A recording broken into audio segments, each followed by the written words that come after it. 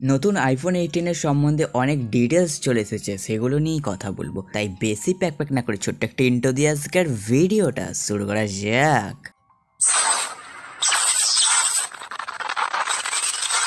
তোমরা সবাই জানো লঞ্চ হবে সেপ্টেম্বর মাসে, মানে বাঙালির দুর্গাপুজোর সময়। আইফোন 18 প্রধানত 4টে কালারে আসছে। সিলভার এই রংটা পুরনো, কিন্তু আর 3টে যে কালার আছে এগুলো নতুন। তার মধ্যে মেন হাইলাইটেড কালার হচ্ছে ডার্ক চেরি। এই রংটা একদম স্মার্টফোন জগতেই একটা নতুন কালার। এর আগে স্যামসাং বলো বা ভিভো বলো, এরা কখনোই এই কালারের ফোনই আনেনি। এছাড়াও আর যে দুটো রং আছে সেটা হচ্ছে লাইট ব্লু আর ব্ল্যাক। এরপর কথা বলবো কি কি নতুন ফিচার আসছে। হ্যাঁ, ফেস আইডি বা নোজ বা তোমরা যেটাকে ডাইনামিক আইল্যান্ড বলো, সেই জায়গাটা আগের তুলনায় অনেক ছোট হয়ে যাচ্ছে।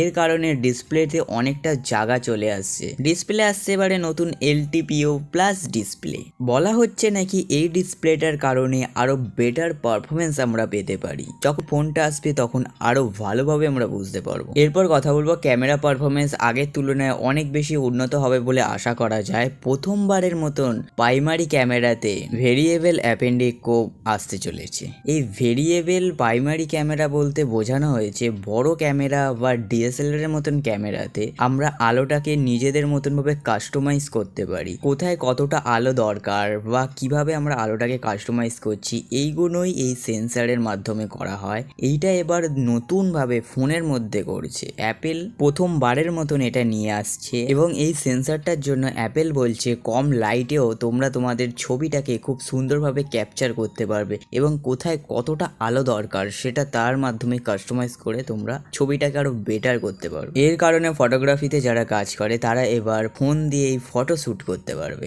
নতুন A20 Pro চিপ লাগানো হচ্ছে। এই চিপের কারণে প্রসেসর অনেক বেশি বুস্ট হবে এবং ব্যাটারিও আগের তুলনায় অনেক বেশি বুস্ট হবে। ব্যাটারি সম্বন্ধে আরো একটা জিনিস আসছে, সেটা আমি লাস্টে বলবো। এরপর যেটা নতুন এনেছে সেটা হলো C2 মডেম, যেটার কারণে অনেক বেটার পারফরমেন্স পাওয়া যাবে গেমিং এর ক্ষেত্রে বা এডিটিং এর ক্ষেত্রেও তোমরা আরো বেটার এডিটিং করতে পারবে এই চিপের কারণে। এবং C1 চিপটা অ্যাপেল লঞ্চ করেছিল আইফোন 16e এর সাথে, তাই আশা করা যাচ্ছে যে আইফোন 18 এ C2 মডেম আসতেই পারে। ওয়াইফাই, ব্লুটুথ এদেরকে আপডেট করার জন্য N2 চিপ থাকবে। আইফোন এবার আরো একটা জিনিসকে আপডেট করছে, সেটা হচ্ছে স্যাটেলাইট কানেকশন। হ্যাঁ, ফোনের সাথে স্যাটেলাইট কানেকশনটাকে আর একটু আপডেট করছে। হয়তো ভারতের মতন দেশে স্যাটেলাইট কানেকশনটা খুব একটা দরকার হবে না, কিন্তু বাইরের দেশে তো হবে, এর জন্যই করছে।